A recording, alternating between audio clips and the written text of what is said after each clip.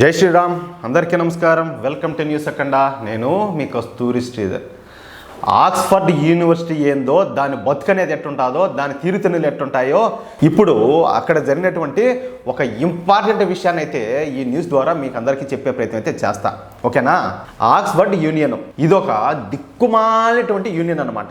ప్రపంచంలో దీనంత దిక్కుమాలినటువంటి యూనియన్ అయితే మరొకటి అయితే లేదు. పూర్తిగా ఈ లెఫ్టిస్ట్ భావజాలంతో కూడినటువంటి యూనియనే ఈ ఆక్స్ఫర్డ్ యూనియన్. నిజానికి ఆక్స్ఫర్డ్ యూనియన్ పేరు ద ఆక్స్ఫర్డ్ యూనియన్ సొసైటీ. అయితే అందరూ కూడా దీన్ని ఆక్స్ఫర్డ్ యూనియన్గా పిలుస్తూ ఉంటారు. ఇక ఈ ఆక్స్ఫర్డ్ యూనియన్ ఆక్స్ఫర్డ్ నగరంలో 1823లో స్థాపించినారు. అర్థమవుతుందా? ఇక ప్రపంచంలో జరిగే వివిధ అంశాలపైన అక్కడైతే డిబేట్లు అయితే చేస్తూ ఉంటారు. కానీ ఏ డిబేట్ కూడా పనికొచ్చే డిబేట్ అయితే కాదు. అన్నీ కూడా పెయిడ్ డిబేట్లే. ఎవరైతే పోయి డబ్బులు ఇచ్చారో వాళ్ళ గురించి కూడా ఈ ఆక్స్ఫర్డ్ యూనియన్లో డిబేట్లు అయితే చేస్తూ ఉంటారు. ఉన్నది లేనట్టు, లేనది ఉన్నట్టు చెప్పడమే ఈ ఆక్స్ఫర్డ్ యూనియన్ యొక్క స్పెషాలిటీ. అర్థమవుతుంది మీకు? ఇక ఈ ఆక్స్ఫర్డ్ యూనియన్కు ప్రస్తుత అధ్యక్షుడు ఎవరో తెలిసిన ఇబ్రహీం ఉస్మాన్. దీన్ని బట్టి మీరు అర్థం చేసుకోవచ్చు దాని మ్యాటర్ ఎట్టుంటుంది అనేది. సరే, ఇక ఈ ఆక్స్ఫర్డ్ యూనియన్లో ఈసారి కాశ్మీర్ అంశం పైన అయితే డిబేట్ అయితే జరిగింది. చెప్పాలంటే మీకు గుర్తుండకపోవచ్చు, చాలా రోజుల ముందు ఒక వీడియో అయితే చేసిన. ఈ డిబేట్కు ద కాశ్మీరీ ఫైల్ సినిమా తీశారు కదా, ఎవరు డైరెక్టర్ ఆ వివేక్ అగ్నిహోత్రిని ఈ కాశ్మీర్కి సంబంధించిన డిబేట్లో పాల్గొనమని చెప్పేసి వీళ్ళు ఇన్వైట్ చేశారు. కానీ ఆయన చెప్పుతో కొట్టినట్టు ఇది అసలు ఈ డిబేటే ఒక దరిద్రపోటిది. మీరు ఏది పక్షపాతంతో ఒకరి ఫేవర్గా మాట్లాడేదానికి మీరు ఈ డిబేట్ నిర్వహిస్తారు. ఇలాంటి పనికిమాలిన డిబేట్కి నేను హాజరయ్యేది అన్నట్టు మెట్టుతో కొట్టినట్టు ఆయన అయితే దాన్ని అయితే చీకొట్టారు. కానీ సిగ్గుమానం లేనోళ్ళు కదా, మొత్తానికైతే ఇది ఏదో ఒక విధంగా చెయ్యాలా, ఏదో ఒక విధంగా భారతదేశాన్ని ఏదో ఒక విధంగా ప్రపంచం ముందు అయితే దోషిగా నిలబెట్టాలనే ప్రయత్నంతో మళ్ళీ ఈ డిబేట్ అయితే చేసే ప్రయత్నం అయితే చేసినారు. ఆ డిబేట్ పేరు ఏందయ్యా అంటే the house believes in and independent state of Kashmir అంట. ఇక ఈ డిబేట్కు ఎవరిని ఇన్వైట్ చేస్తాను తెలిసిన పాకిస్తాన్కు సంబంధించినటువంటి పాకిస్తానీ మేధావులైనటువంటి డాక్టర్ ముజమిల్ అయూబ్, జాఫర్ ఖాను, రాజా నాజర్లను అయితే ఆహ్వానించినారు. వీళ్ళు పైకి మాత్రమే మేధావులు, కానీ మేధావుల రూపంలో ఉన్నటువంటి జిహాదీగాళ్ళు. వీళ్లకు నేరుగా ఈ పాకిస్తాన్ తీవ్రవాద సంస్థలతో సంబంధాలు ఉన్నాయి. అంటే ఇది ఒక పక్కా ప్లాన్గా నిర్వహించినటువంటి ఒక డిబేట్ అనమాట. ఈ విషయం ఆయనకు వివేక్ అగ్నిహోత్రి గారికి ముందే తెలిసే వీళ్ళనైతే చీకొట్టాడు.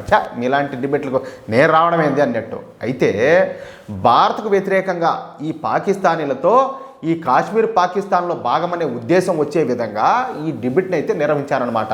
అర్థమవుతుంది కదా మీకు? దీంతో ఈ విషయం బ్రిటన్లో ఉన్నటువంటి హిందువులకు తీవ్రమైనటువంటి ఆగ్రహాన్ని అయితే తెప్పించింది. మొదటిసారి బ్రిటన్లో ఉన్నటువంటి హిందువులందరూ కూడా ఒక్కటైపోయినారు.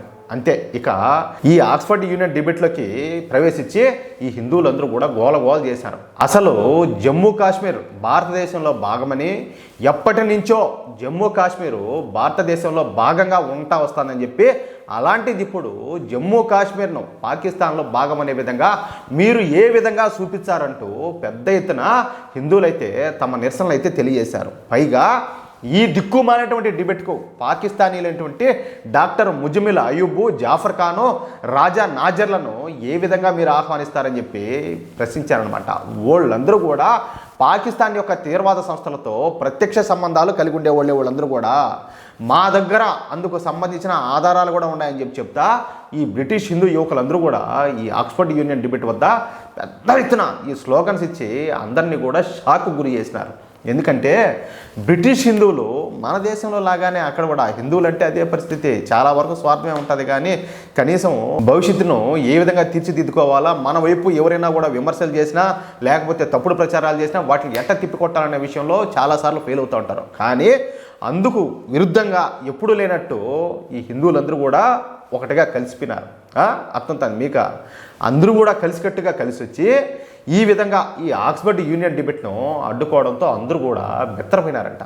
ఇక ఈ దిక్కుమాలినటువంటి డిబేట్ను ఏ తప్పలేక ఇంత దూరం వచ్చారు కదా, ఏదో చేయాలంటే చేయాలన్నట్టు ఏదో మామ అనిపించేసి ఈ డిబేట్ని అయితే అంతటితో ఆపేశారు. అది మన ఐకమత్యానికి ఉన్నటువంటి పవరు. కాబట్టి నేను ఎప్పుడూ చెప్పినట్టే మళ్ళా చెప్తున్నా, దయచేసి కులాలకు, పార్టీలకు, ప్రాంతాలకు అతీతంగా హిందువులందరూ ఐకమత్యంగా కలిసి ఉంటేనే మనకు భవిష్యత్తు. లేదంటే మన భవిష్యత్తు అయితే ఇంకంతే. ఎన్నిసార్లు చెప్పాలా, ఉండదు, దాంట్లో అయితే డౌటే లేదు. కలిసి ఉంటేనే మనకు భవిష్యత్తు, అంతే. మీకు ఈ న్యూస్ నచ్చితే, అదేవిధంగా నేను చెప్పింది కరెక్టే అని చెప్పి మీరు భావిస్తే ఈ న్యూస్ని నలుగురికి షేర్ చేయండి. అలాగే తప్పనిసరిగా ప్రతి ఒక్కరు కూడా మీ యొక్క అమూల్యమైన అభిప్రాయాలను కామెంట్ రూపంలో తెలియజేయండి. చాలామందికి తెలియదు, చదువుకొని మంచి మంచి ఉద్యోగాలు చేసి నెలకు లక్షల రూపాయలు సంపాదించే వాళ్ళు కూడా చాలా వరకు విషయాలు తెలియదు. వాళ్ళు జరుగుతుందిలే పోతుందిలే అనుకుంటారు. చెప్పాలంటే వాళ్ళ సంపాదన ఎంత వస్తుంది, దీంట్లో ఇన్కమ్ ట్యాక్స్ ఎంత కట్టాలా, ఎంత మిగులుతుంది, ఏ ఫ్లాట్లు కొనాలా, ఏడ బిల్డింగ్లు కొనాలా, ఏ కారు కొనాలా అనే వాళ్ళ ఆలోచన, వాళ్ళ శ్రద్ధ అలాంటి వాటి మీద ఉంటుంది, కానీ దేశ విషయాలపైన ఉండదు. కాబట్టి మన వెనక ఏమి జరుగుతుందో, మన కింద ఏమి జరుగుతుందో తెలుసుకోవాల్సిన అవసరం కూడా ప్రతి ఒక్కరికి కూడా ఉండాలి. తెలుసుకోగలిగితేనే మనకు భవిష్యత్తు. ఏదో డబ్బులు సంపాదిస్తేనో నువ్వు బిల్డింగ్లు కొనుక్కొని, బావులు కొనుక్కొని, అది చేసి ఇది చేసి దానివల్ల భవిష్యత్తు రాదు. చెప్పాలంటే నువ్వు నీ జీవితాంతం కష్టపడి సంపాదించిన సంపాదన అంతా కూడా ఎవడో వచ్చి ఒకే రోజు నిన్ను లేకుండా చేసి నీ ఆస్తులన్నింటినీ వాడు స్వాధీనం చేసుకుంటాడు. ఆ స్థాయికి రాకుండా, ఆ పరిస్థితి తెచ్చుకోకుండా చూడండి, అంతే. జై శ్రీరామ్.